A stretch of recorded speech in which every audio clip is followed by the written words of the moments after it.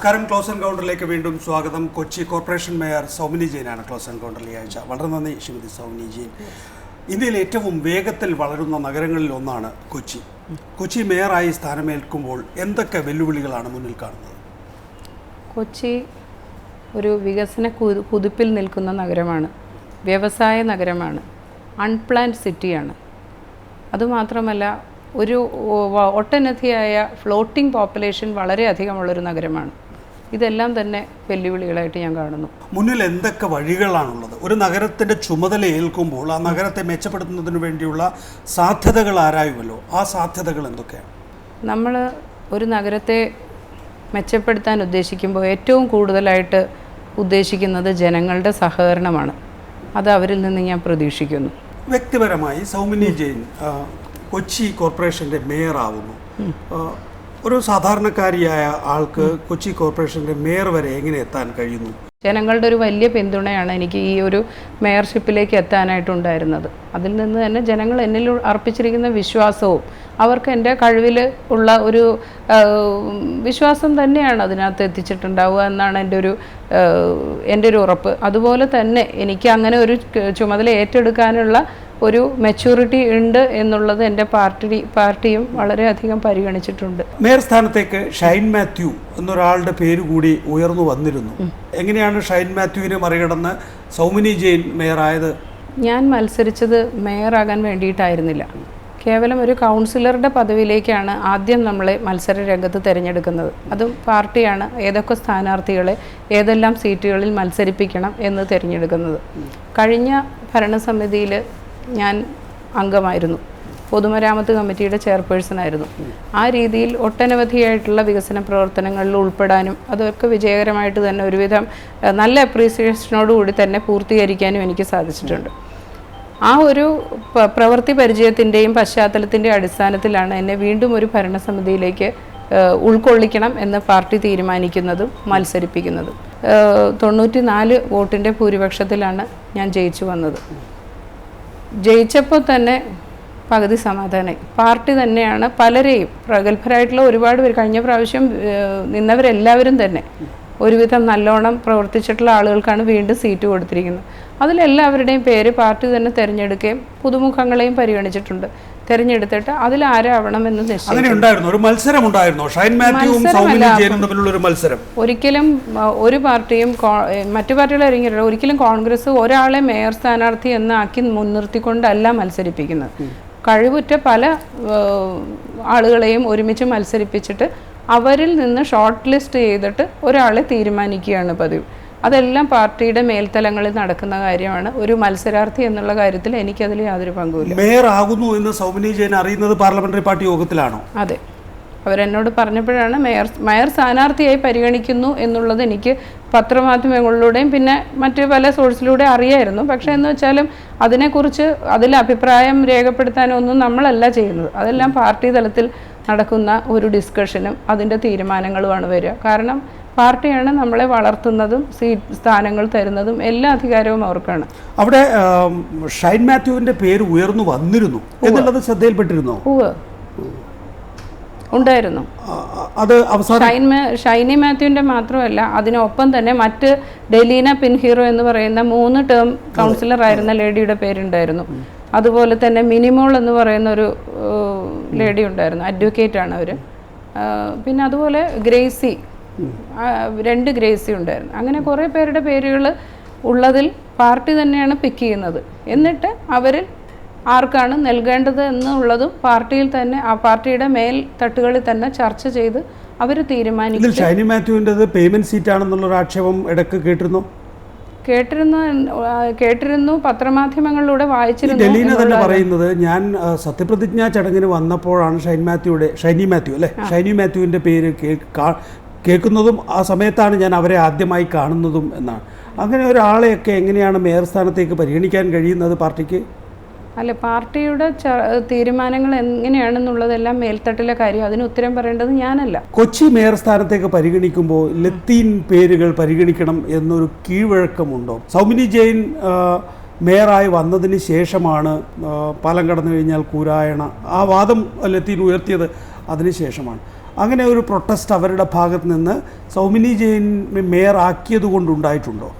അങ്ങനെയൊന്നും എനിക്കറിയില്ല. ഞാൻ പറഞ്ഞല്ലോ, ഞാനൊരു സ്ഥാനാർത്ഥിയായിട്ട് നിൽക്കാനായിട്ട് എൻ്റെ പാർട്ടി എന്നോട് ആവശ്യപ്പെട്ടു.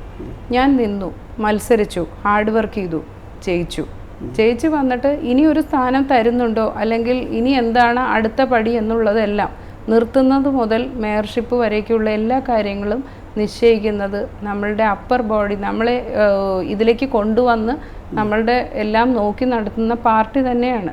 ഒരു നായർ സമുദായ അംഗത്തിന് കൊച്ചി മേയറാകാൻ കഴിയില്ല എന്നത് സംബന്ധിച്ച് ഒരു ചർച്ചയിലൊക്കെ ഇൻവോൾവ് ചെയ്തിട്ടുണ്ടോ? പാർട്ടി എന്ത് തീരുമാനിക്കുന്നതോ അത് ശിരസാ വഹിക്കുക എന്നുള്ളതാണ് ഒരു നല്ല പാർട്ടി പ്രവർത്തകയുടെ ശരിയായ, അങ്ങനെയാണ് വേണ്ടത്. അപ്പോൾ അതേ ഞാൻ ചെയ്തിട്ടുള്ളൂ. അല്ലാതെ നമുക്ക് അതിൻ്റെ എന്തെല്ലാം കാര്യങ്ങളോ അല്ലെങ്കിൽ അതിനകത്ത് ഉണ്ടായിരിക്കണ ഈ തരം വിവാദങ്ങളൊക്കെ പത്രത്തിൽ കൂടി വായിക്കുക, അല്ലാണ്ട് പാർട്ടിയിൽ അങ്ങനെ വിവാദം ഉണ്ടായിട്ടുണ്ടോ എന്നോട് ആരും ചർച്ചയ്ക്ക്. ഷൈനിയെ ഞാൻ കണ്ടിട്ടുണ്ട്, ഷൈനിയെ ഞാൻ ഇതിനു മുമ്പും കണ്ടിട്ടുണ്ട്. ഫോർട്ട് കൊച്ചിയിൽ പല പരിപാടികൾക്കും പോകുമ്പോൾ ഞാൻ കണ്ടിട്ടും പരിചയപ്പെട്ടുള്ളതാണ്. അല്ലാതെ ഞങ്ങൾ തമ്മിൽ അങ്ങനെ ഒരു ഫ്രണ്ട്ഷിപ്പ് അല്ലാതെ ഞാൻ അതിൽ പിന്നെയാണ് ഇങ്ങനത്തെ കാര്യങ്ങളൊക്കെ പത്രമാധ്യമങ്ങൾ ഇങ്ങനെ എഴുതി അതിനെപ്പറ്റി ഒരുപാട് ന്യൂസ് ആക്കുന്നതല്ലാണ്ട് ഇതിനകത്ത് ഒരു വാസ്തവികത ഉള്ളതായിട്ട് എനിക്ക്. കോളേജിൽ പഠിക്കുമ്പോൾ സൗമിനി ജെയിൻ SFI ആയിരുന്നു. കോളേജിൽ പഠിക്കുമ്പോൾ പല എൻ്റെ കൂട്ടുകാർ, ഞാൻ സെൻറ്റ് തെരേസാസിലാണ് സ്കൂളിങ് കഴിഞ്ഞത്. അത് കഴിഞ്ഞിട്ട് SH കോളേജ് തേവരയിലാണ് പഠിച്ചത്. എൻ്റെ കൂടെ ഉണ്ടായിരുന്ന അന്നത്തെ കാലത്ത് നമ്മൾ 17 വയസ്സിൽ ആ സമയത്താണ് പ്രീ ഡിഗ്രി 15-16 വയസ്സിലാണ് ഞാൻ pre degree first year second year പഠിച്ചത്. ആ കാലത്ത്, അതായത് 87 to 89 പീരീഡിൽ ഞാൻ പഠിച്ചത്. ആ സമയത്ത് എൻ്റെ കൂട്ടുകാരെന്ന് പറഞ്ഞിട്ടുണ്ടെങ്കിൽ, ഞാൻ സെൻറ്റ് തെരേസാസിൽ പഠിച്ചിരുന്നത് ഗേൾസ് ഓൺലി സ്കൂളായിരുന്നു. അവിടെ നിന്ന് പിന്നെ പെട്ടെന്ന് ഒരു തുറന്നുവിട്ട അവസ്ഥയിലായിരിക്കായിരുന്നു. ശരിക്കും പറഞ്ഞാൽ ഭയങ്കര സിസ്റ്റർമാരുടെ വളരെ സ്ട്രിക്റ്റ് ആയിട്ടുള്ള ഡിസിപ്ലിൻഡ് ആയിട്ടുള്ള ഒരു അന്തരീക്ഷമാണ് സെൻറ്റ് തെരേസാസിൽ. അവിടുത്തെ കൾച്ചറും ഈ തേവര കോളേജിൽ എത്തിയപ്പോൾ ഉള്ള ഒരു ജീവിതവും തമ്മിൽ ഭയങ്കര അന്തരമായിരുന്നു. അങ്ങനെ വന്ന് നമ്മൾ ഒരു ഫ്രീ അറ്റ്മോസ്ഫിയറിലേക്ക് കുറച്ചും കൂടി സംസാരിക്കാം, എല്ലാ കുട്ടികളുമായിട്ട് ഇടപെടാം, പ്രത്യേകിച്ച് ആൺകുട്ടികളും കൂടി ഉള്ള ഒരു സാഹചര്യമാണ്.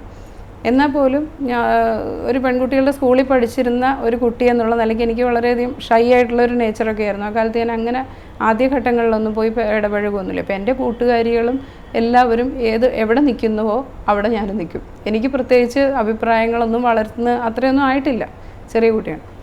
അതിനുശേഷം പിന്നെ ഒരു കോളേജിൽ പഠിച്ച ഒരു 18 വയസ്സായപ്പോൾ മാരേജ് കഴിഞ്ഞു. മാരേജിന് ശേഷമായിരുന്നു വീണ്ടും ഞാൻ എൻ്റെ BA പഠനം പൂർത്തിയാക്കിയത്. അതിനുശേഷം MAക്ക് ചേർന്നു, പഠിച്ചു കേരള യൂണിവേഴ്സിറ്റിയിൽ. തീർന്ന പീരീഡിൽ കുറച്ച് കാലം ജോലിക്ക് പോയി, പിന്നെ വീട്ടിലിരിക്കാൻ തുടങ്ങിയിട്ട് പിന്നീട് ഒരു 97 അതിനുശേഷം ഒരു 2000 വരേക്കെന്ന് പറയാം, ഒരു 10-21 കൊല്ലത്തോളം ഒരു പ്രവർത്തനങ്ങളും ഇല്ലാത്തൊരവസ്ഥയിലാണ് ഇരുന്നിരുന്നത്. ഒരു പ്രവർത്തനങ്ങളെന്ന് വെച്ചാൽ പുറത്തുള്ള ഒരു പരിപാടിയില്ല, കുട്ടികളെ നോക്കുക, ഭർത്താവിനെ നോക്കുക. എനിക്ക് അങ്ങനത്തെ ഒരു രാഷ്ട്രീയ പ്രവർത്തനങ്ങളോ, ഉള്ളിൽ മനസ്സിൽ തോന്നുന്ന പോലെ ഞാൻ വോട്ട് ചെയ്യാൻ പോകും എന്നുള്ളതല്ലാണ്ട് അത് ഞാൻ 2-3 പ്രാവശ്യം വോട്ട് ചെയ്തില്ല. ആ കാര്യം ഒന്നും വിശദീകരിച്ചില്ല. അവിടെ SFI ആയിരുന്നു, SFI ആയിരുന്നു. എൻ്റെ ഫ്രണ്ട്സ് എല്ലാം നിൽക്കുന്ന എല്ലാ സൈഡിലും ഞാൻ നിന്നിട്ടുണ്ട്. അല്ലാതെ എനിക്ക് അങ്ങനെ പ്രത്യേകിച്ച് പക്ഷങ്ങളോ എനിക്ക് പാർട്ടി മെമ്പർഷിപ്പോ ഒന്നും ഉണ്ടായിരുന്നില്ല. കോൺഗ്രസിന്റെ 3 രൂപ മെമ്പർഷിപ്പ് ഉള്ള ആളാണോ സൗമിനി ജെയിൻ? അതൊരു കുഴക്കണ ചോദ്യമാണല്ലോ. ഞാൻ ഇത്രയും 2 ടേമിലും മത്സരിച്ചിട്ട് ഇങ്ങനെ ചോദിക്കണ അർത്ഥമില്ല. മത്സരിക്കുന്നതിന് മുൻപ് ഞാൻ കൈപ്പത്തി ചിഹ്നത്തിൽ തന്നെ പല പ്രാവശ്യം വോട്ട് ചെയ്തിട്ടുള്ള ആളാണ്. എൻ്റെ അച്ഛൻ ഒരു സ്ട്രോങ് ആയിട്ടുള്ള കോൺഗ്രസ്സുകാരനായിരുന്നു. അച്ഛൻ്റെ വീട്ടുകാരെല്ലാവരും വളരെ സ്ട്രോങ് ആയിട്ടുള്ള കോൺഗ്രസ്സിൽ കുറേ പേര് വളരെ ആക്റ്റീവായിരുന്നു. പാലക്കാടാണ് അദ്ദേഹത്തിൻ്റെ സ്വദേശം. അവിടെ വളരെ ആക്റ്റീവായിട്ടുള്ള കോൺഗ്രസ് പ്രവർത്തകരായിരുന്നു. പിന്നീട് എൻ്റെ ഒരു അമ്മൂമ്മയുടെ അനിയത്തി ഒരാളെ MLC ഉണ്ടായിരുന്നു. അവരും ഇന്ത്യൻ നാഷണൽ കോൺഗ്രസ്സിലായിരുന്നു. കുടുംബ പശ്ചാത്തലം ഒരു കോൺഗ്രസ് കുടുംബമായിരുന്നു. ചാടിപ്പോയിട്ടാണ് പിന്നീട് SFIയുമായിട്ട് സഹകരിച്ച് പ്രവർത്തിച്ചത്. അങ്ങനെ ഞാൻ സഹകരിച്ച്, ഞാൻ പറഞ്ഞല്ലോ, നികേഷ് ചോദിക്കുന്ന ചോദ്യത്തിൻ്റെ അർത്ഥം എനിക്ക് മനസ്സിലായി. പക്ഷേ അങ്ങനെ ഒരു പ്രവർത്തനങ്ങളിലേക്കല്ല. ഒരു കുട്ടി, ഒരു 16 വയസ്സുള്ള കുട്ടിയുടെ മനസ്സ് എത്രത്തോളം വളർന്നിട്ടുണ്ടാവും. ആ ഒരു വളർച്ചയുടെ പ്രായത്തിൽ നമുക്ക് നമ്മുടെ കൂട്ടുകാരാണ് എല്ലാം. ആ കൂട്ടുകാരോടൊപ്പം നമ്മൾ നിൽക്കും, എല്ലാ പ്രവൃത്തിയിലും നിൽക്കും. അവിടെ തെരഞ്ഞെടുപ്പിലൊക്കെ മത്സരിച്ചിട്ടുണ്ടോ? എന്തായിട്ട് അതൊന്നും എനിക്കറിയില്ല. അതൊക്കെ ഒരു തമാശ കഥയാണ്. ഇപ്പോഴത്തെ കാര്യങ്ങളെ കുറിച്ച് ചോദിക്കാം. അല്ല, കോളേജ് തെരഞ്ഞെടുപ്പിൽ ബാനറിൽ മത്സരിച്ചിട്ടുള്ള കോളേജ് കാലങ്ങൾ കഴിഞ്ഞ് ഞാൻ പിന്നീട് 10-20 കൊല്ലത്തോളം. അല്ല, അതിനകത്ത് എന്താ ഒരു നാണക്കേട് പോലെ തോന്നുന്നു? ഒരു നാണക്കേടുമില്ല. ഞാനൊന്നും നാണക്കേടായിട്ട് പറഞ്ഞിട്ടില്ല. ഞാൻ പറഞ്ഞത്, ഞാൻ നിങ്ങളോട് വിശദമായിട്ട് പറഞ്ഞു. എൻ്റെ ജീവിതകാലത്തിൽ ഞാൻ ആദ്യത്തെ 2 കൊല്ലം അവിടെ വന്നപ്പോൾ ഈ പറഞ്ഞ പോലെ വേറൊരു സാഹചര്യത്തിലേക്ക് മാറിയപ്പോൾ എൻ്റെ കൂട്ടുകാരായിട്ടുള്ള കുട്ടികൾ എങ്ങനെയെല്ലാം എന്നെ ഗൈഡ് ചെയ്യുന്നോ അല്ലെങ്കിൽ അവർ ഏത് ഫ്ലോയിൽ പോകുന്നോ അതിൻ്റെ കൂടെ ഞാൻ നിന്നുണ്ട്. അല്ലെങ്കിൽ ഞാൻ പറയില്ലല്ലോ, എനിക്ക് മാറ്റി പറയാമല്ലോ, ഞാനുള്ള കാര്യം പറഞ്ഞല്ലോ, അതിൽ യാതൊന്നുമില്ല. ഞാൻ അങ്ങനെ 2 കൊല്ലം അവിടെ പഠിച്ചിരുന്ന കാലഘട്ടത്തിൽ എൻ്റെ ഫ്രണ്ട്സ് എല്ലാവരും പല ഇതാണ്. അത് കഴിഞ്ഞ് 16-17 വയസ്സ് പ്രായം കഴിഞ്ഞിട്ട് ഞാൻ പിന്നീട് ഡിഗ്രി പഠിച്ച് 2ാം വർഷം 18 വയസ്സിൽ കല്യാണം കഴിഞ്ഞ് ആ വർഷങ്ങളിലൊന്നും എനിക്കൊരു പ്രവർത്തനമില്ല. 18 വയസ്സിൽ മാരേജ് കഴിഞ്ഞ് പിന്നെ ഞാൻ ഒരു രാഷ്ട്രീയ പ്രവർത്തനമൊന്നും രാഷ്ട്രീയമല്ല, ഞാൻ എൻ്റെ കുടുംബ ജീവിതത്തിൽ മാത്രമേ ശ്രദ്ധിച്ചിട്ടുള്ളൂ. ആ രാഷ്ട്രീയ പ്രവർത്തനമൊന്നും അതിനെ പറയാൻ പറ്റില്ല. കോളേജിൽ പിള്ളേർ കാണിക്കുന്നതിനെ കളിതമാശ എന്നേ പറയാൻ പറ്റുള്ളൂ. കോളേജിലെ രാഷ്ട്രീയമുള്ള കാലത്താണ് സൗമിനി ജെയിൻ രാഷ്ട്രീയം എല്ലാ കോളേജുകളിലും വന്ന് സജീവമായിട്ട് രാഷ്ട്രീയം എന്നും പറഞ്ഞുള്ള പേരിൽ പിള്ളേരിങ്ങനെ പല രീതിയിലുള്ള അക്രമ സംഭവങ്ങൾ നടത്താറുണ്ട്. അതുപോലെ തന്നെ തയ്യാറല്ലാത്തോണ്ട് പിന്നെ ഞാൻ അതിൽ മുന്നോട്ട് പോകുന്നില്ല. കല്യാണം കഴിച്ച ഒരു ക്രിസ്ത്യനാണ്. പിന്നീട് മാമോദിസ മുക്കി എന്നുള്ള ഒരു ആക്ഷേപം കോൺഗ്രസ്സുകാർ തന്നെ പറഞ്ഞു കേട്ടിട്ടുണ്ടാവുമല്ലോ. അതൊരു ആക്ഷേപമാണോ മാമോദിസ മുക്കുക എന്ന് പറഞ്ഞാൽ? എനിക്കറിയില്ല. പക്ഷെ ഞാൻ എൻ്റെ ജാതിയും എൻ്റെ വ്യക്തിത്വവും കാത്തു സൂക്ഷിച്ചുകൊണ്ട് തന്നെയാണ് ഇത്രയും കാലം ജീവിച്ചിട്ടുള്ളത്. ചെമ്പ് പള്ളിയിൽ പോയി മാമോദിസ മുക്കി എന്നും എലിസബത്ത് ജെയിനായി മാറി എന്നുള്ള കഥ കേട്ടിട്ടുണ്ടല്ലോ അല്ല, അത് ഈയിടെ ഞാൻ കേൾക്കാൻ തുടങ്ങിയതാണ്. ഈ അടുത്ത് ഈ തെരഞ്ഞെടുപ്പിന്റെ അടുത്താണ് ഞാൻ ഇങ്ങനെ ഒരു കഥയെ പറ്റിയിട്ട് അറിഞ്ഞത്. അതൊക്കെ ഇങ്ങനെ പല പ്രചരണങ്ങൾ ഉണ്ടാവും. ഇലക്ഷൻ അടുത്ത് പല പ്രചരണങ്ങൾ ഉണ്ടാവുന്നത് സാധാരണമാണല്ലോ. പക്ഷേ തെരഞ്ഞെടുപ്പിന് ശേഷമുള്ള മാതൃഭൂമി ദിനപത്രത്തിൽ എറണാകുളത്തപ്പൻ ക്ഷേത്രത്തിൽ ഭക്തി നിർഭരയായിരിക്കുന്ന സൗമിനി ജെയിനെയാണ് പുറംലോകം കണ്ടത്. ഞാൻ ഏത് കാലത്തും ഗുരുവായൂരപ്പൻ്റെ ഒരു വലിയ ഭക്തയായിരുന്നു. എന്ന് വെച്ചിട്ട് ഞാൻ എന്നും അമ്പലത്തിൽ പോവുക, സ്ഥിരമായിട്ട് എല്ലാ വഴിപാടുകളും കഴിക്കുക, അങ്ങനത്തെ ഒരു റുട്ടീനൊന്നും എനിക്കുണ്ടായിരുന്നില്ല.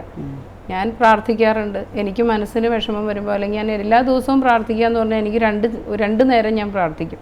കാലത്തെ എഴുന്നേൽക്കുമ്പോഴും ഉറങ്ങാൻ പോകുമ്പോഴും. അതിൻ്റെ ഒരു ശീലമാണ്. എത്ര വൈകിയാലും ഞാൻ രാത്രി എൻ്റെ കടമകളും കർത്തവ്യങ്ങളും കഴിഞ്ഞിട്ട് ഞാനൊരു 2 മിനിറ്റ് ഭഗവാന്റെ മുൻപിൽ എനിക്ക് ഇന്നത്തെ ദിവസം നല്ല നിലയിൽ കഴിച്ചു കൂട്ടാൻ സാധിച്ചല്ലോ ഭഗവാനെ എന്നൊരു നന്ദി അർപ്പിച്ചിട്ടാണ് ഞാൻ കിടക്കാൻ പോകുന്നത്. ഭർത്താവ് ക്രിസ്ത്യൻ ആകുന്നതുകൊണ്ട് ഭാര്യ ആ മതം സ്വീകരിക്കണം എന്ന് നിർബന്ധമില്ല? ഒരു നിർബന്ധവുമില്ല.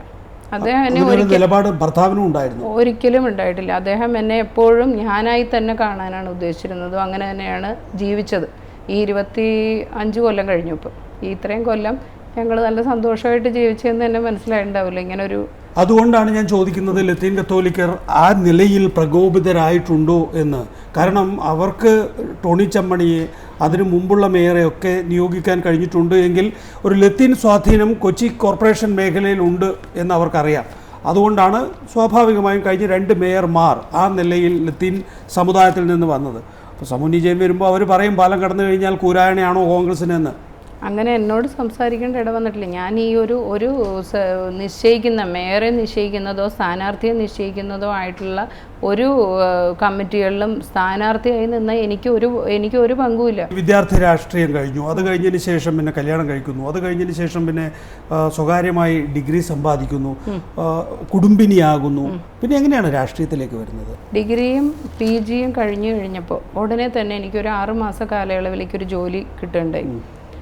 അത് ചെയ്ത് അങ്ങനെ കുറച്ച് കാലം കഴിഞ്ഞപ്പോഴേക്കും രണ്ടാമത്തെ എൻ്റെ മകനെ ഞാൻ ക്യാരിയിങ് ആയപ്പോൾ അതിൻ്റെ ഒരു ലേറ്റർ സ്റ്റേജസ് ആയപ്പോൾ ഞാൻ ജോലി വേണ്ടാന്ന് വെച്ച് പിന്നെ കൊച്ചിനെ പരിപാലിക്കൽ കുടുംബജീവിതമായിട്ട് പൂർണ്ണമായിട്ടും അതിലേക്ക് മാത്രം എൻ്റെ ജീവിതം ചുരുക്കിക്കൊണ്ട് അവരുടെ കാര്യങ്ങൾ കുട്ടികളെ വളർത്തുക, അതുപോലെ ഹസ്ബൻഡിനെ നോക്കുക, വീട്ടുകാര്യങ്ങൾ ശ്രദ്ധിക്കുക, അങ്ങനെ ഞാൻ വർഷങ്ങളോളം അങ്ങനെ കഴിഞ്ഞു. അങ്ങനെ ഇരിക്കെ ഞങ്ങളുടെ ഡിവിഷനിലൊന്നും ആ സമയങ്ങളിൽ റെസിഡൻസ് അസോസിയേഷനുകൾ ഉണ്ടായിരുന്നില്ല. റെസിഡൻസ് അസോസിയേഷൻ ഇല്ലാഞ്ഞതിൻ്റെ ഒരു കാരണം എന്താണെന്ന് വെച്ചിട്ടുണ്ടെങ്കിൽ അന്നത്തെ കാലത്ത് ഈ കൊച്ചിയിൽ പല സ്ഥലങ്ങളിലും കോമേഴ്ഷ്യൽ ഏരിയ ആയിട്ടുള്ളൊരു ഏരിയയാണ് രഘുപുരം. അന്നും അങ്ങനെ തന്നെയാണ്. പഴയ ഒരു തറവാടാണ് ഞങ്ങളുടെ കൊച്ചെഴുത്ത് തറവാട് എന്ന് പറയുന്നത്. അവിടുത്തെ പഴയ വളരെ കാലം രഘുപുരത്തെ പേര് കേട്ടൊരു തറവാടാണ്. അപ്പോൾ അവിടുത്തെ അംഗം എന്നുള്ള നിലയിൽ അന്ന് അവിടുത്തെ കുടുംബക്കാർക്കെല്ലാം എന്നെ പരിചയമുണ്ട്. ഇത് രണ്ടിൻ്റെ കൂടെ തന്നെ വനിതാ സംവരണം വന്നു. 50% സ്ത്രീകൾക്ക് സംവരണം വന്നപ്പോൾ പരിചിത മുഖങ്ങളാണെങ്കിൽ പ്രത്യേകിച്ച് ഇൻട്രഡക്ഷൻ വേണ്ടല്ലോ. അങ്ങനെയുള്ള രീതിയിൽ രഘുപുരം വാർഡിൽ നിൽക്കാനായിട്ട് മത്സരിക്കാൻ വേണ്ടിയിട്ട് എനിക്ക് ഒരു ഓഫർ വരികയുണ്ടായത്. സൗമിനി ജെയിൻ നന്നായി ചിത്രം വരക്കും, നന്നായി പാട്ട് പാടും, നന്നായി പാചകം ചെയ്യും എന്നൊക്കെയാണ് ഒരു വ്യക്തിപരമായ ഒരു അന്വേഷണത്തിൽ മനസ്സിലാക്കാൻ കഴിഞ്ഞത്. ആണോ? അങ്ങനെയൊക്കെയാണോ? എല്ലാം നന്നായി എന്നുള്ളത് നിങ്ങൾ പറഞ്ഞുകൊണ്ട് എനിക്ക് സന്തോഷമുണ്ട്. പക്ഷെ ഞാനങ്ങനെ ക്ലെയിം ചെയ്യുന്നില്ല. എങ്കിലും തെറ്റില്ലാത്ത രീതിയിൽ ഞാൻ എൻ്റെ കുട്ടിക്കാലം മുതലേ പെയിൻറ് ചെയ്യുമായിരുന്നു, പടം വരയ്ക്കുമായിരുന്നു. പക്ഷെ അന്നൊന്നും ഒരു പ്രോത്സാഹനം വീട്ടിൽ നിന്നൊന്നും എനിക്ക് കിട്ടിയിട്ടില്ല. എൻ്റെ വീട്ടിലുള്ള കുടുംബം അംഗങ്ങളെല്ലാവരും വളരെ എഡ്യൂക്കേറ്റഡ് ആണ്, എഡ്യൂക്കേഷന് പ്രാധാന്യം കൊടുക്കുന്ന ഒരു ഫാമിലിയിലാണ് ഞാൻ ജനിച്ചത്. മുത്തച്ഛനും അമ്മൂമ്മ എല്ലാവരും, അത്രയും പ്രായമൂത്ത ആൾക്കാർ വരെ എല്ലാവരും ഹൈലി എഡ്യൂക്കേറ്റഡ് ആയിരുന്നു. അപ്പോൾ അക്കാദമിക് നിലവാരത്തിൽ വളർത്താനാണ് ശ്രമിച്ചത്, ഒരിക്കലും കലയെ പ്രോത്സാഹിപ്പിച്ചിരുന്നില്ല. അപ്പോൾ നമ്മൾ ഇതിനോട് താല്പര്യമുള്ള ആൾക്കാർക്ക് അത് എത്ര ഒളിച്ചു വെച്ചാലും, പുക എങ്ങനെ മൂടി വെച്ചാലും പുറത്തു വരുമെന്ന് പറഞ്ഞ പോലെ നമുക്ക് എപ്പോഴും അതിനോടൊരു താല്പര്യം ഉണ്ടെങ്കിൽ എങ്ങനെയെങ്കിലുമൊക്കെ നമ്മൾ പ്രകടിപ്പിക്കും. അങ്ങനെ ഞാൻ ചെറുതായിട്ടും ഒക്കെ പടങ്ങളൊക്കെ വരച്ച് കോളേജ് പഠിക്കുന്ന സമയത്ത് ആർട്ട് വർക്കിൽ ഇതിലൊക്കെ ഭയങ്കര ആർട്സ് ക്ലബ്ബിലൊക്കെ ഭയങ്കര ആക്റ്റീവായിരുന്നു. സോളോ എക്സിബിഷനൊക്കെ ഓയിൽ പെയിൻറ്റിങ്സിൻ്റെ ഞാൻ നടത്തിയിട്ടുണ്ട് കോളേജിൽ, ആർട്ട് ഫെസ്റ്റിവലിന്. പിന്നീട് വീട്ടിലിരുന്നപ്പോൾ എനിക്ക് ധാരാളം സമയമുണ്ടായി കുട്ടികളെയൊക്കെ നോക്കാൻ. ഞാൻ പറഞ്ഞല്ലോ, ഞാൻ എൻ്റെ കുടുംബജീവിതത്തിന് വേണ്ടിയിട്ട് കുറേ കാലങ്ങൾ വെറുതെ വീട്ടിലിരിക്കുന്ന സമയങ്ങളിലെല്ലാം പാചകവും എല്ലാം നമ്മൾ ഫാസ്റ്റായിട്ട് ചോദിക്കുന്നുണ്ടെന്ന് വിചാരിക്കരുത്. ഈ നായർ തറവാട്ടിൽ ജനിച്ച് വളർന്ന ഒരു പാരമ്പര്യമുള്ള ഒരു കുടുംബത്തിൽ നിന്ന് ക്രിസ്ത്യാനിയുടെ കൂടെ ഓടിപ്പോകുമ്പോൾ പ്രശ്നം ഉണ്ടാവില്ലേ? ഞാൻ ഓടിയൊന്നും പോയിട്ടില്ല. അദ്ദേഹം എന്നെ വരിക വീട്ടിൽ വന്ന് പറഞ്ഞിട്ട് തന്നെയാണ്. നിങ്ങൾ നോർമൽ മാരേജ് ആയിരുന്നു? നോർമൽ മാരേജ് അല്ല, പക്ഷെ എന്നിരുന്നാലും വീട്ടിൽ വന്ന് അറിയിച്ചിട്ട് തന്നെയാണ് കല്യാണം കഴിച്ചത്. വീട്ടുകാർക്ക് താല്പര്യം ഉണ്ടായിരുന്നു? വീട്ടുകാർക്ക് താല്പര്യം ഉണ്ടായിരുന്നില്ല. അത് കുഴപ്പമില്ല, പിന്നെ അത് മാനേജ് ചെയ്തു. ശരി, വീണ്ടും നമ്മൾ വരികയാണ്. പാട്ട് പാടെന്ന് പറയുമ്പോൾ എന്ത് പാട്ട്? എനിക്കൊരു പാട്ട് കേൾക്കാൻ താല്പര്യമുണ്ട്. പ്ലീസ്, അതൊന്നും വേണ്ട, പ്ലീസ് നിർബന്ധിക്കരുത്. എനിക്ക് പാട്ട് പാടും എന്നൊക്കെ ഉള്ളത് നമ്മളൊരു കലയായിട്ടല്ല, കലാസ്വാദക എന്ന് എനിക്ക് എന്നെ സ്വയം വിശേഷിപ്പിക്കാൻ സാധിക്കുള്ളൂ. അല്ലാതെ ഒരു പാട്ടുകാരിയായിട്ടൊന്നും എനിക്ക് സ്വയം പറയാനായിട്ട് അവകാശപ്പെടാൻ ഞാൻ പാട്ടൊന്നും പഠിച്ചിട്ടില്ല. നല്ലൊരു ചെയർപേഴ്സൺ ആയിരുന്നു എന്ന നിലയിൽ ശത്രുക്കളായിട്ടുള്ള കൗൺസിലർമാർ പോലും പറയുന്നുണ്ട്, അതായത് പ്രതിപക്ഷത്തുള്ള കൗൺസിലർമാർ പോലും. പക്ഷെ ആ സമയത്തല്ലേ ഒരു അഴിമതി ആരോപണം വന്നത്, ഈ റിലയൻസിൻ്റെ കേബിൾ ഇടുന്നതുമായി ബന്ധപ്പെട്ട്. അങ്ങനെ ഒരു അഴിമതിക്കാരിയാണോ? ആ DNA-യിൽ അതുണ്ടോ? ഒട്ടുമില്ല, ഞാനൊരു അഴിമതിക്കാരിയേ അല്ല. കാരണം നിങ്ങളിപ്പോൾ ചോദിച്ച ചോദ്യത്തിൽ തന്നെ അതിനുള്ള ഉത്തരവുണ്ട്. എനിക്കൊന്നാമത് ശത്രു എന്ന് പറയത്തക്ക ആരുമില്ല. ഞാൻ ആരെയും ശത്രുവായിട്ട് കാണുന്നില്ല. ഇനി എന്നോട് ആർക്കെങ്കിലും ദേഷ്യം ഉണ്ടെങ്കിൽ പോലും അവരെന്നെപ്പറ്റി നല്ല അഭിപ്രായം പറഞ്ഞതിൽ യാതൊരു വാസ്തവത ഇല്ലയെന്ന് അവിടെ നിന്ന് തന്നെ മനസ്സിലായില്ലേ? അതിൽ യാതൊരു കാര്യമില്ല. ഈ പ്രാഗൽഭ്യവും അഴിമതിയും രണ്ടാണ് കേട്ടോ. അതായത് സാധാരണത്തിൽ നമ്മൾ നല്ല പ്രാഗൽഭ്യമുള്ള മന്ത്രിമാരിലും അഴിമതി കാണാറുണ്ട്. അതുകൊണ്ടാണ് ഞാൻ ചോദിച്ചത്. അതൊരു പ്രത്യേക ഒരു DNA ആണ്. നല്ല പ്രാഗൽഭ്യത്തോടെ ഭരിക്കാൻ പറയും, എന്നാൽ അത്യാവശ്യം എനിക്ക് പോരാനുള്ളത് പോരട്ടെ എന്ന് അവർ വിചാരിക്കുകയും ചെയ്യും. അതാണ് ഞാൻ പറഞ്ഞത്. നിങ്ങൾ തന്നെ പറഞ്ഞു, എന്നോട് എതിർപ്പുള്ള ആളുകൾ പോലും പറഞ്ഞു എനിക്ക് നല്ല പ്രാഗൽഭ്യമുണ്ട്. ആ സമയത്ത് ഉയർന്നു വന്നിട്ടുള്ള ഒരു ആരോപണമുണ്ടല്ലോ, ആരോപണമല്ലേ, റിലയൻസിന് മറ്റേ സ്റ്റേറ്റ് ഹൈവേയിൽ കൂടി ആയാലും നാഷണൽ ഹൈവേയിൽ കൂടി ആയാലും ഒക്കെ തന്നെയും എത്രയാണോ കേബിൾ ഇടാൻ ചാർജ് ഈടാക്കിയത് അതിനേക്കാളും തുലവും കുറവാണ്. 2000-ഉം 100 രൂപയും തമ്മിലുള്ളൊരു വ്യത്യാസം നമുക്ക് മനസ്സിലാവുമല്ലോ. അത്രയും വ്യത്യാസം മരാമത്ത് ചെയർപേഴ്സൺ ആയിരുന്ന സൗമിനി ജെയിൻ്റെ കരങ്ങളിലൂടെ പോയി. ആരോപണം ആർക്കെതിരെയും ഉന്നയിക്കാം. ആരോപണം രാഷ്ട്രീയമാണ്. രാഷ്ട്രീയം എന്ന് പറഞ്ഞാൽ ഒന്നും ചെയ്യാതിരിക്കുന്നവർക്കെതിരെ ഒരു ആരോപണവും ഇല്ല. നമ്മൾ എന്തെങ്കിലും വർക്ക് ചെയ്യുന്നു, നമ്മൾ എന്തെങ്കിലും വളർന്നേക്കും എന്നുള്ള ഭയം ഉണ്ടാകുമ്പോഴാണ് ആരോപണങ്ങൾ ഉണ്ടാവുന്നതും അതിനെ കൊഴുപ്പിക്കാനുള്ള ഒരുപാട് കാര്യങ്ങൾ ചെയ്യുന്നത്. എനിക്കെതിരെയുള്ള കാര്യങ്ങളൊക്കെ കൗൺസിലിൽ ഉന്നയിച്ചപ്പോൾ അതിന് വ്യക്തവും ശക്തമായിട്ടുള്ള മറുപടി ഞാൻ അന്നേ കൊടുത്തതാണ്. അതോടുകൂടി പ്രതിപക്ഷം അതിനെക്കുറിച്ചുള്ള സംസാരവും നിർത്തി. കാരണം അവർക്ക് തന്നെ മനസ്സിലായി, അവരിൽ ഒരാൾ പറഞ്ഞിരിക്കുന്ന കാര്യം മറ്റുള്ളവരിലേക്ക് തെറ്റിദ്ധാരണയായിട്ട് പരത്തിയിട്ട് അവരെ കൂടി കൂട്ടുപിടിച്ചതാണെന്ന്. ഹൈവേകളിൽ 2000 രൂപ, കൊച്ചി നഗരസഭ കൺട്രോൾ ചെയ്യുന്ന റോഡുകളിലാവുമ്പോൾ 100 രൂപ, മറ്റ് കോർപ്പറേഷനുകളിൽ അവരീടാക്കിയ തുക പോലും ഇവിടെ കൊച്ചി കോർപ്പറേഷൻ ഈടാക്കിയിട്ടില്ല തുടങ്ങിയ ആരോപണങ്ങളാണ് അന്ന് ഉയർന്നു വന്നിട്ടുള്ളത്. നമ്മൾ കേബിൾ കട്ടിങ്ങിനെല്ലാം റേറ്റ് ഫിക്സ് ചെയ്യുന്നതിന് അപ്രൂവൽ കൗൺസിലിൽ നിന്നാണ് എടുക്കുന്നത്. കൗൺസിൽ അപ്രൂവ് ചെയ്ത റേറ്റിലാണ് അനുമതി കൊടുത്തിരിക്കുന്നത്. അതിലൊരു വ്യത്യാസവും വരുത്തിയിട്ടില്ല. എനിക്കെതിരെ കൊടുത്ത കേസിൽ ആദ്യത്തെ പോയിന്റ് എന്തായിരുന്നു എന്നറിയോ? അവർ കൊടുത്ത കേസിൻ്റെ ഫസ്റ്റ് കേസല്ല, അത് പരാതിയുടെ ആദ്യ പോയിന്റ് അതിനകത്ത് കാണിച്ചിരുന്നത് 1 ലക്ഷത്തിന് മേലെയുള്ള ഫയൽ, 1 ലക്ഷത്തിന് മേലെ വരും അതിൻ്റെ എമൗണ്ട്, ആ ഫയൽ കൗൺസിലിലേക്ക് വെച്ചില്ല എന്നുള്ളതായിരുന്നു. നമ്മളിവിടെ സാധാരണ തനത് വരുമാനങ്ങൾ സ്പെൻഡ് ചെയ്യുന്നതിനാണ്, എക്സ്പെൻഡിച്ചറിന് വേണ്ടിയിട്ട് മാത്രമാണ്. എക്സ്പെൻഡിച്ചർ എങ്ങനെ ചെയ്യണം, നഗരസഭയുടെ വരുമാനം എങ്ങനെ ചെലവഴിക്കണം എന്നുള്ള കാര്യങ്ങളെക്കുറിച്ച് മനസ്സിലാക്കുന്നതിന് വേണ്ടിയിട്ടാണ് കൗൺസിലിൻ്റെ തീരുമാനത്തിലേക്ക് വെക്കുന്നത്. ഇങ്ങോട്ട് വരുന്ന വരുമാനത്തെക്കുറിച്ചുള്ള കാര്യങ്ങൾ മുനിസിപ്പാലിറ്റി ചട്ടത്തിലോ വേറെ എവിടെയും പറഞ്ഞിട്ടില്ല. അതിനകത്ത് ഞാൻ ഒരു ചട്ടവും വയലേറ്റ് ചെയ്തിട്ടില്ല, യാതൊരു തെറ്റും ആ ഫയലിൽ ഉണ്ടായിട്ടുമില്ല. മുൻ ഡെപ്യൂട്ടി മേയർ ബി ഭദ്രയുമായി ഈ വിഷയത്തിൽ ഉടക്കേണ്ടി വന്നിട്ടുണ്ടോ? ഒരിക്കലുമില്ല. ഭദ്രയാണോ ഈ അഴിമതി ആരോപണങ്ങളുടെ പിന്നിൽ? അല്ലല്ലോ, ഭദ്ര എൻ്റെ നല്ലൊരു കൂട്ടുകാരിയായിരുന്നു. ഞങ്ങൾ പണ്ട് കാലം മുതലേ ഈ കൗൺസിലിൽ വരണതിന് മുമ്പ് തന്നെ ഭദ്രയുടെ അമ്മയും എൻ്റെ അമ്മയൊക്കെ ഒരുമിച്ച് പഠിച്ചിട്ടുള്ളതൊക്കെയാണ് ഒരേ സ്കൂളിൽ.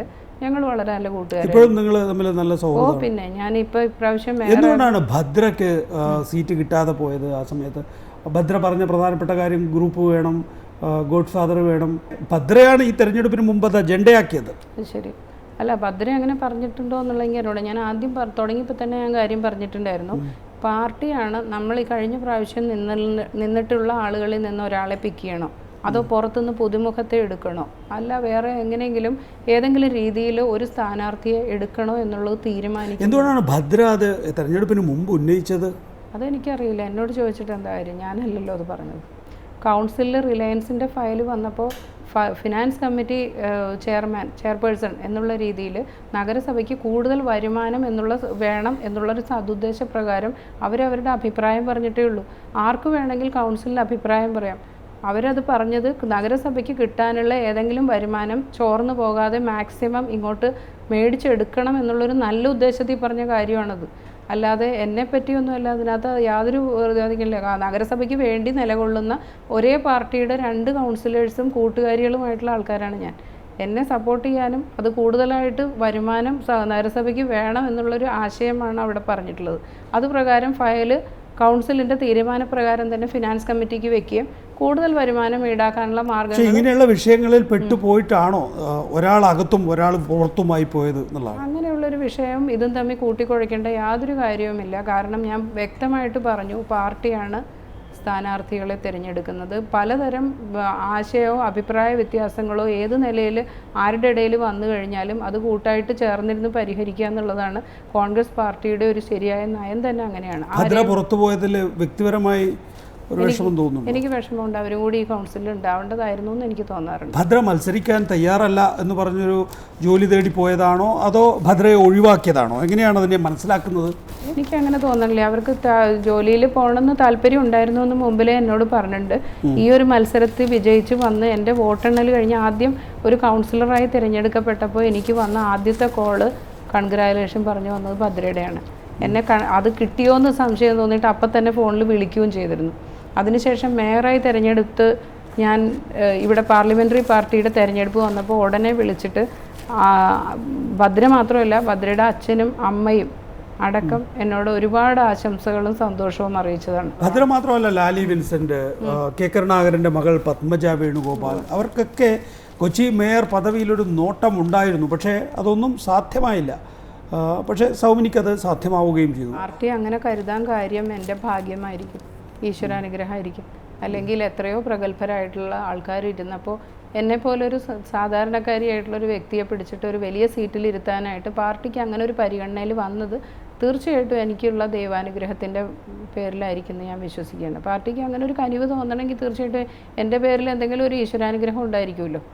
എത്രയൊക്കെ ആൾക്കാർ അവിടെ ഉണ്ടായിരുന്നു, എന്നിട്ടും എനിക്ക് സെലക്ഷൻ കിട്ടിയെന്ന് പറയുമ്പോൾ തീർച്ചയായിട്ടും അത് തന്നെയാണ്. എനിക്ക് നേരത്തെ പറഞ്ഞ 3 വട്ടം കൗൺസിലറായിരുന്നവർ അവരെയൊക്കെ തന്നെ പരിഗണിക്കാതെയാണ് സൗമിനി, അല്ലെങ്കിൽ അവരെയൊക്കെ പരിഗണിച്ചതിന് ശേഷം സൗമിനിയാണ് മെച്ചം എന്ന് തോന്നിയാണ് സൗമിനിയെ തിരഞ്ഞെടുത്തിട്ടുള്ളത്. അവരതിന് ഉപയോഗിച്ച മാനദണ്ഡം എന്താണെന്ന് എനിക്കറിയില്ല. കുറേ പേര് ജയിച്ചു വരുന്നതിൽ എല്ലാവരെയും ഒരുപോലെ ആയിരിക്കില്ല. ചിലപ്പോൾ പാർട്ടിക്ക് അവർക്ക് തോന്നിക്കാണും ഇത്രയും പേരെ ഷോർട്ട് ലിസ്റ്റ് ചെയ്യാം, അതിൽ നിന്ന് ഇത്രയും പേരെ കുറച്ചെടുക്കാം. അങ്ങനെ വെട്ടി അവസാനം ഒരാളുടെ പേര് ഫൈനൽ സ്റ്റേജിൽ വരണമല്ലോ. അതിൻ്റെ മാനദണ്ഡം എന്താണെന്നോ എങ്ങനെയത് തീർച്ചപ്പെടുത്തിയെന്നുള്ളതിനെ പറ്റി എനിക്ക് അറിഞ്ഞുകൂടായിരുന്നു. 6 കോർപ്പറേഷനാണ് ഇപ്പോഴുള്ളത്. അതിൽ ഏറ്റവും പ്രധാനപ്പെട്ടതും ഏറ്റവും ഗ്ലാമർ കോർപ്പറേഷനും കൊച്ചി കോർപ്പറേഷനാണ്. നേരത്തെ ചോദിച്ച ചോദ്യത്തിലേക്ക് തന്നെ മടങ്ങി വരികയാണ്. അതിന് നമുക്ക് ഒരുപാട് വെല്ലുവിളികളുണ്ടാവും അല്ലേ? നമ്മൾ ആ മേഖലയെ ആകെ തന്നെ മെച്ചപ്പെടുത്തുക, ഒരു നഗരത്തിൻ്റെ മാതാവായി നിൽക്കുക എന്നൊക്കെ പറയുമ്പോൾ അതിനകത്തുള്ള ഉത്തരവാദിത്തം വലിയ റെസ്പോൺസിബിലിറ്റിയാണ്. ഒരു വലിയ സ്ഥാനത്തിന് അതിൻ്റെ ഗ്ലാമറിനേക്കാൾ അധികം വരുന്നത് വലിയൊരു ചുമതലയാണ് എന്നെ ഏൽപ്പിച്ചിരിക്കുന്നതും വിശ്വാസവും. ചുമതല മാത്രമല്ല, ജനങ്ങളുടെ എല്ലാവരുടെയും വിശ്വാസവും പിന്തുണയായിട്ട് വരുന്നത് അവരുടെ വിശ്വാസമാണല്ലോ. നമുക്കത് ചെയ്യാൻ സാധിക്കും. നിങ്ങൾ കഴിഞ്ഞ ഭരണസമിതിയിൽ എന്തൊക്കെയോ ചെയ്തിട്ടുണ്ട്, ഇനിയും കൂടുതലായിട്ടുള്ള സ്ഥാനങ്ങൾ നിങ്ങൾക്ക് തന്നാൽ അതുപോലെ തന്നെ നിങ്ങളതിനെ കൊണ്ടു നടക്കും എന്നുള്ള ജനങ്ങളുടെയും പാർട്ടിയുടെയും വിശ്വാസമാണ് എന്നെ ഇവിടെ ഇരുത്തിയിരിക്കുന്നത്. ആ ചുമതലകൾ അവരുടെ പ്രതീക്ഷയ്ക്ക് ഒത്തവണ്ണം ഉയരാനായിട്ട് എനിക്ക് സാധിക്കണം എന്നുള്ളൊരു പ്രാർത്ഥന ഈശ്വരനോടും അത് സാധിച്ചെടുക്കണം എന്നൊരു ഇച്ഛാശക്തിയോടും കൂടിയാണ് തുടങ്ങിയിരിക്കുന്നത്. ഈ ഷൈനി മാത്യുവിലേക്ക് തിരികെ പോയി 2.5 വർഷം എന്നുള്ളതായിരുന്നല്ലോ ആദ്യം കേട്ടിരുന്നത്. അങ്ങനെ ഒരു അറേഞ്ച്മെൻ്റ് ഉണ്ടോ? ഞാൻ അറിഞ്ഞത് എന്നെ മേയർഷിപ്പിലേക്ക് എത്തിച്ചത് KPCCയുടെ മാർഗനിർദ്ദേശ രേഖയൊക്കെ ഉണ്ട്. അതുപ്രകാരമുള്ള ചിട്ടയിൽ തന്നെയാണ് പോകാൻ ഉദ്ദേശിച്ചിരിക്കുന്നത്. അല്ലാത്ത യാതൊരു കാര്യങ്ങളും ഇതിനകത്ത്. All the best. എല്ലാ ഭാവുകങ്ങളും.